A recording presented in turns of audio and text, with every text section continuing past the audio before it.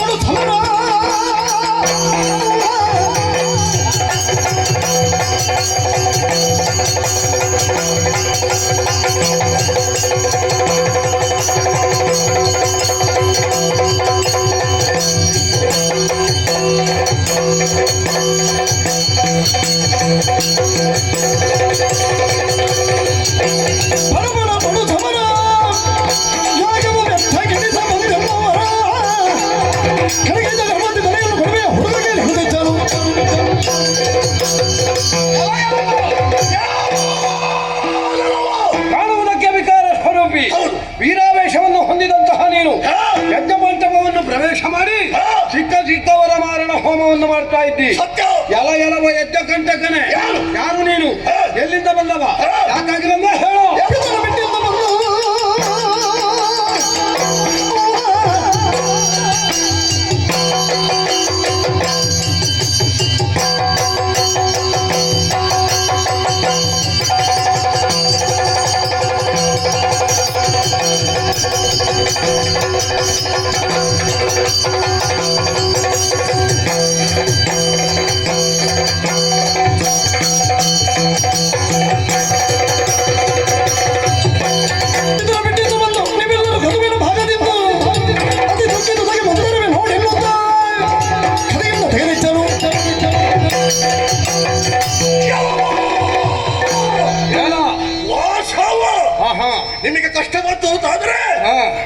ನನಗೆ ಬೇಕಾಗುವುದು ಮೂರು ಮೂರ್ತಿಗಳು. ಹಾ.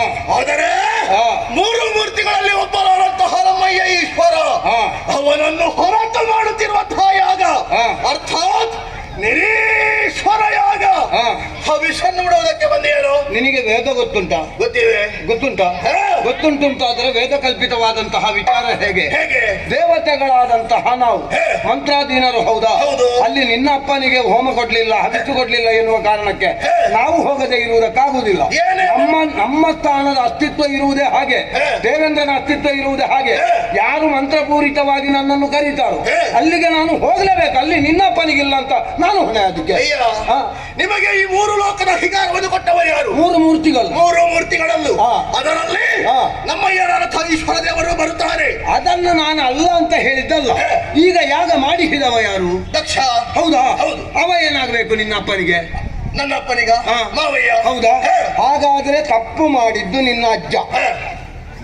ಯಾಗದಲ್ಲಿ ಪಾಲಿಲ್ಲದೆ ಇದ್ದದ್ದು ನಿನ್ನ ಅಪ್ಪನಿಗೆ, ಹೇ. ಸತ್ತದ್ದು ನಿನ್ನ ಅಮ್ಮ. ಹೇ. ನಿಮ್ಮ ಕುಟುಂಬದ ವ್ಯಾಜ್ಯಕ್ಕೆ ಹೇ. ನಮ್ಮನ್ನು ಯಾಕೆ ಬಲಿ ಕೊಡುವುದು? ಇದು ಕುಟುಂಬದ ವ್ಯಾಜ್ಯ ಎನ್ನುವ ಪ್ರಶ್ನೆ ಬರುವುದಿಲ್ಲ. ಮತ್ತೆ ಈಗ ಕುಟುಂಬದ ವ್ಯಾಜ್ಯವೇ ಹೌದು ಅಂತಾದ್ರೆ ಹಾ. ನೀವು ಕೂಡ ಹವಿಸ್ಸನ್ನು ಸ್ವೀಕರಿಸುವುದಕ್ಕೆ ಬರಬಾರದಿತ್ತು. ನಾವು ಯಾಕೆ ಗೊತ್ತಾ? ನಾವು ಹವಿಸ್ಸು ಸ್ವೀಕರಿಸುವುದಿಲ್ಲ ಅಂತ ಹೇಳುವುದಕ್ಕಿಲ್ಲ. ಹೇ. ವೇದ ಕಲ್ಪಿತವಾದಂತಹ ವಿಚಾರ ಇರುವುದೇ ಹಾಗೆ. ಹೇ. ದೇವತೆಗಳಾದಂತಹ ನಾವು ಮಂತ್ರಾಧೀನರು. ಹೇ. ಮಂತ್ರಪೂರಿತವಾಗಿ ನಮ್ಮನ್ನು ಯಾರು ಕರೀತಾರೋ ಹೇ. ಆ ಯಾಗಕ್ಕೆ ನಾವು ಹೋಗಲೇಬೇಕು. ಇಲ್ಲದಿದ್ರೆ ನಮಗೆ ಅಸ್ತಿತ್ವ ಎಲ್ಲಿ ಉಂಟು ಮಾಡ? ಹೌದಾ? ಹಾ. ನಿಮ್ಮ ಅಸ್ತಿತ್ವದ ಬಗ್ಗೆ ನಾನು ಪ್ರಶ್ನೆಯನ್ನು ಮಾಡ್ತೇನೆ. ಹಾ. ಈಗ ನೀವು ಹೋಗುವುದು ಹೇಗೆ? ಹೇಗೆ? ಧರ್ಮಿಷ್ಠರಾಗಿ ಯಾರು ನಡೀತಾರೋ, ಯಾರು ಲೋಕ ಕಲ್ಯಾಣಕ್ಕಾಗಿ ಯಾಗವನ್ನೇ ಸಗುತ್ತಾರೋ, ಧರ್ಮಿಷ್ಠನಾಗಿರ್ಬೇಕು ಅಂತ ಇಲ್ಲ. ಹೇ. ಮಂತ್ರಪೂರಿತವಾಗಿ ದೇವತೆಗಳಾದಂತಹ ನಮ್ಮನ್ನು ಆವಾಹನೆ ಮಾಡಿದಾಗ ಹೇ. ನಾವು ಹೋಗಲೇಬೇಕು. ಅದರಲ್ಲಿ ಧರ್ಮದ ವಿಷಯ ಮತ್ತೆ. ಹೌದಾ? ಹಾ. ಹಾಗಾದ್ರೆ ಪಾಪಿಗಳಾದರೂ ಕೂಡ ನೀವು ಹವಿರ್ಭೋಜನಕ್ಕಾಗಿ ಹೋಗುತ್ತೀರಿ. ಲೋಕ ಧರ್ಮ ಇರುವುದೇ ಹಾಗೆ ಅಂತ ಆದ್ರೆ ಯಾವುದಯ್ಯ ಲೋಕ ಧರ್ಮ? ಹಾ. ನಿನ್ನ ಆ ಒಡೆಯ ದಕ್ಷ ಪ್ರಜಾಪತಿ ಹಾ. ಆತ ಮಾಡುತ್ತಿರುವುದು ಧರ್ಮ. ಹಾ. ಅದನ್ನು ಪ್ರಶ್ನಿಸುವುದಕ್ಕಾಗಿ ಬಂದಿದ್ದೀಯಾ? ಈಗ ನನ್ನ ಅಮ್ಮನಿಗಾದ ಅಪಮಾನ. ಈಗ ನಾನೊಂದು ವಿಷಯ ಹೇಳ್ತೇನೆ. ಏನು? ಈಗ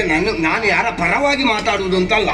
ಹೇಳಿ ಪರವಾಗಿ ಮಾತಾಡಬೇಕು ಅಂತೀರ. ನೀನು ಬಂದದ್ದು ದಕ್ಷಿಣ ಪರವಾಗಿ ಎಂಬುದು ನನಗೂ ಗೊತ್ತಿದೆ. ಈಗ ದಕ್ಷ ಬೈದಿದ್ದಾನೆ ಅಂತಲೇ ಇಟ್ಟುಕೊಳ್ಳು. ಹಾ. ಈಗ ಅದನ್ನು ಪರಮೇಶ್ವರನಿಗೂ ಮನಸ್ಸಿನಲ್ಲಿ ಇಟ್ಟುಕೊಳ್ಬೇಕು ಅಂತ ಏನಿರಲಿಲ್ಲ. ಹಾ. ಅದನ್ನು ಬಿಟ್ಟು ಬಿಡಬಹುದಿತ್ತು. ಅದನ್ನು ಬಿಟ್ಟು ಮಾಡಬಹುದಿತ್ತು ಅಂತಾದ್ರೆ ಹಾ. ದಕ್ಷ ನಿರೀಶ್ವರ ಯಾಗವನ್ನು ಕೈಗೊಂಡದ್ದು ಯಾಕಾಗಿ? ದಕ್ಷ ಈ ವಯಸ್ಸಾದವರು ಮಾಡಿದ ಮೇಲೆ ನಾವೇ ಕ್ಷಮೆ ಕೊಡಬೇಕು.